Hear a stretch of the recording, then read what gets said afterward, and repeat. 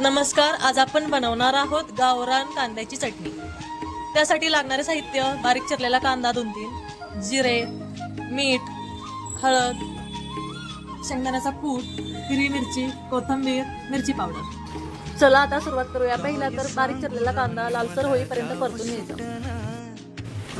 2 चमचे तेल, जिरे, हिरवी मिरची, हळद, 1 चमचा मिरची पावडर परतून घ्यायचं व्यवस्थित। चवीनुसार मीठ, पाण्याचा शिंतोडा द्यायचा, 5 मिनिटं शिजवून घ्यायचं।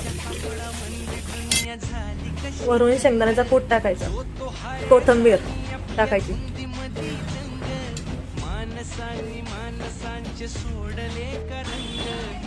चला, झाली तयार गावरान कांद्याची चटणी, त्यासोबत बाजरीची भाकरी। आवडलं तर लाईक करा, सबस्क्राईब करा। धन्यवाद।